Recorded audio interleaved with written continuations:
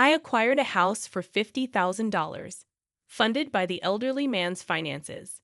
Vivian proudly displayed her bank book, enthusiastically boasting about the purchase.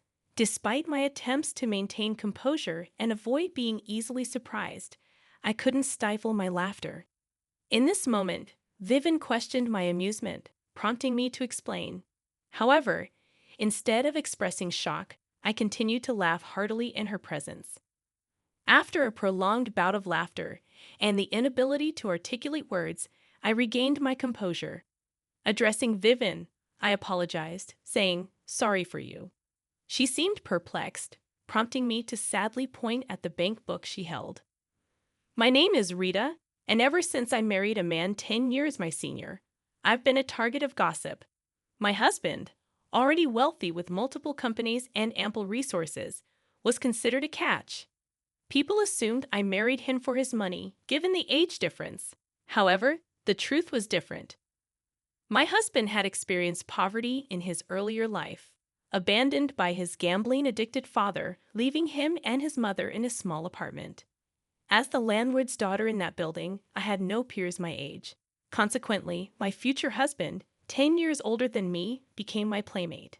Despite my attraction to him, I never coveted his wealth. Our paths diverged when he moved to New York, but we continued corresponding. Each time I confessed my feelings, he responded with a dismissive, "When you're older." This pattern persisted through middle school and high school. Despite the rejection, I remained steadfast. Even when he told me I was too young in high school, I persisted. Our connection endured during his time away, and when I entered university, he issued a conditional response. He suggested that if, after broadening my perspectives and meeting new people, I still harbored feelings for him, he would reciprocate. Throughout my 4 years at university, my unwavering feelings persisted. Upon graduation, I confessed once more. Bashfully, he admitted, "You're the only one who's loved me this much." And we officially began dating. At 23, fresh out of university and embarking on my career, I shared my life with a man of 33 who had already established himself in New York with successful business ventures. Eager to marry him, I patiently awaited his promise to tie the knot once his company achieved success. Living together, I diligently managed household chores and prepared his favorite meals, all the while questioning if he truly cared for me. Direct inquiries led him to admit that he initially considered my affection during our elementary and middle school years as a mere childish crush. However, as my declarations persisted through high school and college, he began to feel shy and acknowledge the depth of my feelings. Worried during my college years that I might find someone else, he shared that he had never dated before due to focusing on studying and overcoming his impoverished background. Despite the skepticism surrounding our age gap, we were confident in our commitment and dismissed the notion of betrayal. With a $12 million asset, we encountered assumptions that our relationship was driven by financial motives or future insurance benefits. While some recognized our long history, others stubbornly clung to stereotypes about wealthy individuals. In social settings, gossip surrounded us, but my husband, despite the frowns, encouraged me to ignore it. Unaffected by external opinions, our love remained steadfast, bolstered by my husband's unwavering trust. Several years into our marriage, we welcomed our eldest son, Peter, followed by our second son, Dan, the next year. Despite financial comfort, we chose not to disclose our wealth to them, teaching them the value of money from elementary school. They received allowances for household chores and learned financial management through unique piggy banks and account books.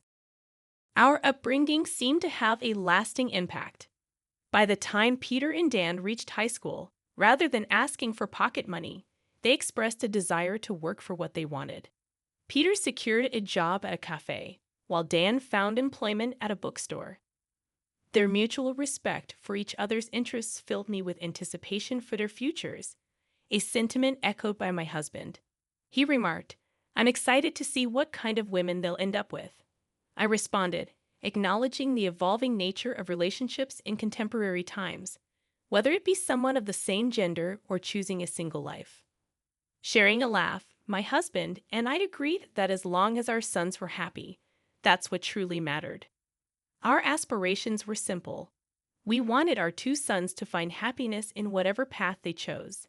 Little did we anticipate that our eldest son's choice of a life partner would prompt us to exclaim, "You're marrying her?" One day, Peter approached us during a family dinner after he and Dan had graduated from university, started working, and moved out. In a celebratory atmosphere, he shared, "I want to introduce a woman to you, Mom and Dad. I've been dating her, and I'm thinking of marrying her in the future." Rita, my husband, and Dan responded with excitement, expressing their eagerness to meet her. Peter brought the woman, Vivian, to our house, and her first reaction was a wide-eyed admiration of our home. "Wow, what a fantastic house! This is what a wealthy family's home looks like. Someday, I'll be living in this house too. How wonderful!" she exclaimed while gazing around. Peter watched her with a fond smile. As we greeted them, Vivian introduced herself as a model, though she used a stage name. She asked if we knew her, and I admitted that I occasionally looked at magazines but never paid much attention to the models, leading to a candid no from me. Vivian nodded in understanding, and then, to my surprise, remarked, "I guess you might be younger than my father-in-law, but you're still quite old. So you probably don't read the kind of magazines I appear in, huh?" I was taken aback, questioning if I had just been insulted. The idea of being mocked by my future daughter-in-law at our first meeting seemed unimaginable. However, considering I don't often read magazines featuring models around her age, her comment might have been accurate. I reassured myself that she likely didn't mean any harm. Trying to shift the conversation, I asked about Vivian and Peter's relationship. She inquired if we had an arranged marriage due to the 10-year age gap, to which I clarified that we didn't. She then shared that she and Peter were in a love marriage, prompting her curiosity about how we managed to stay together for so long. Her probing continued, questioning if our marriage was unwanted and how we navigated the age difference. I couldn't help but think of the irony, considering the length of time I had harbored a crush on my husband before our marriage. However, I emphasized that comparing the length of our romances was pointless, highlighting that we too had a love marriage. In disbelief, Vivian responded, "Really? No way. Are you sure you're not just pretending for the money?" The topic of money arose, reminiscent of those who accused me of marrying my husband for his wealth. Hearing this, Peter finally interjected, stating, "My parents really had a love marriage. You can tell by the way they are together." Vivian ceased her inquiries with a dismissive ha. When Peter escorted Vivian home, both my husband and Dan were left stunned and appalled by her shocking remarks. The question lingered in their minds, is my brother really going to marry that kind of woman? Concerned about his brother's choice, Dan, holding his head, wondered aloud about the abundance of nice women available for Peter. I comforted him, suggesting that Peter might be covering for her and addressing her behavior privately. Despite their complex expressions, my husband and Dan seemed to agree with my assessment. Our family decided to celebrate the impending marriage of Peter and Vivian. However, even after the marriage was settled, Vivian made a demand, insisting that the groom's family give a gift of $10,000 per person. Peter, however, silenced her by stating that the standard amount was sufficient. This calmed Vivian down, but her agitation revealed that Peter needed to maintain a firm hand to build a stable home. Choosing not to worry about their household dynamics, my husband Dan and I allowed time to pass. Eventually, my husband passed away due to illness and aging. Surprisingly, those who had once speculated that I married him for his wealth came to see me as a devoted wife. People who had the chance to speak with my husband knew that he had cleared up any misunderstandings about our relationship. At the funeral, no one cast suspicious glances my way. However, one person stood out with eyes shining with excitement, Vivian, Peter's wife. She maintained silence during the funeral, but shortly after, she visited our house, proudly displaying a bank book. With a smirk, she announced, "I've always been stopped by Peter, but this time he agreed with my plan. It's the end for you now."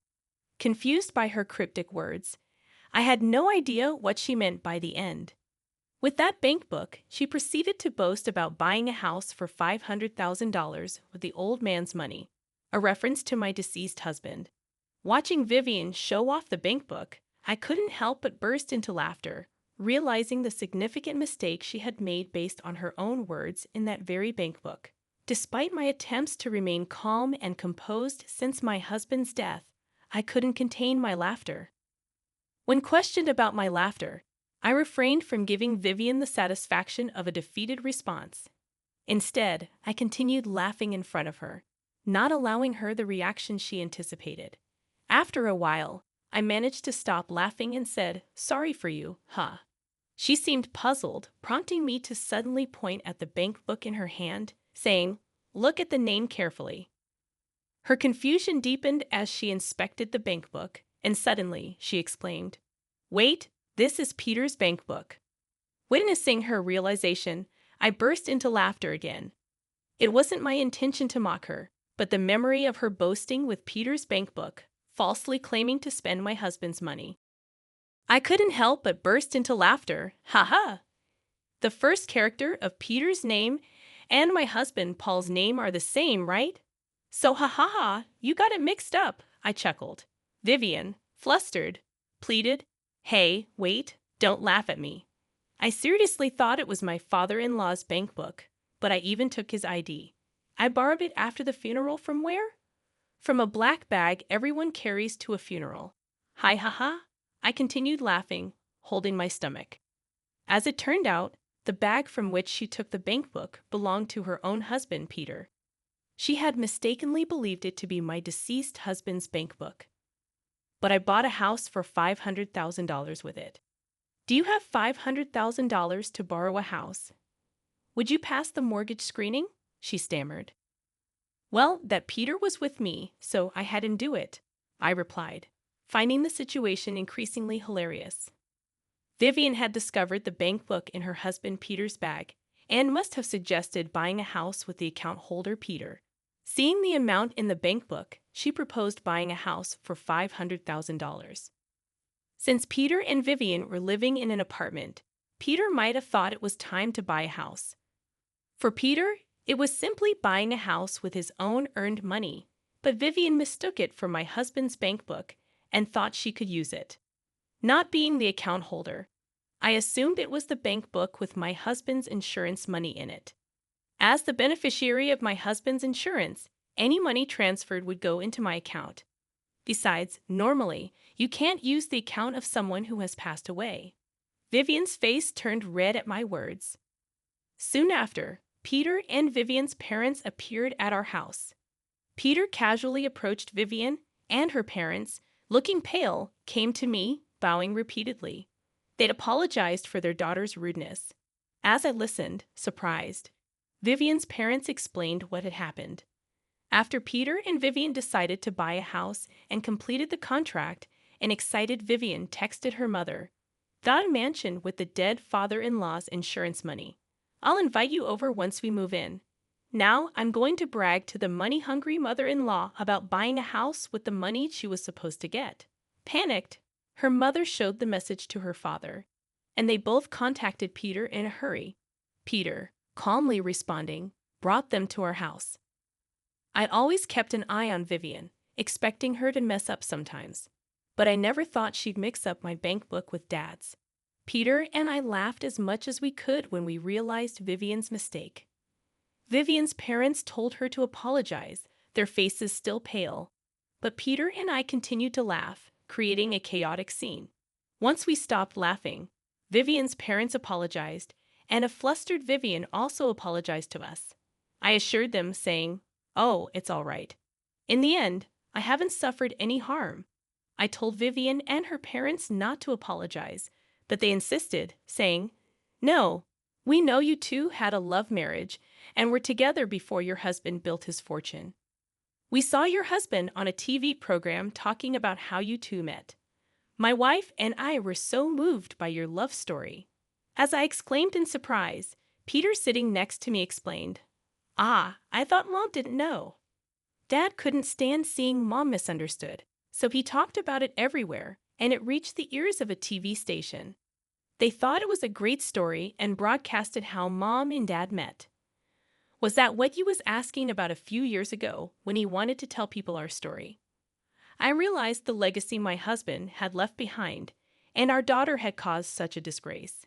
When Dan, the younger son, heard about it later, he said, "I just can't understand my brother's thinking," looking skyward.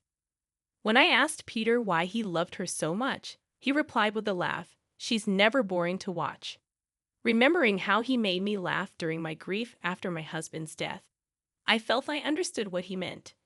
Being with her probably meant no time for minor worries or sulking. Though Vivian did what she did, she had been without an allowance for a while and recently started working at my favorite cafe. Whether she was embarrassed by how much I laughed at her, scolded by her parents, or heard in detail about mine and my husband's love story from them, I'm not sure. Lately, she's been calling me ma'am and treating me more respectfully. For a while, I think I'll continue visiting this cafe, watching Peter's wife grow and change,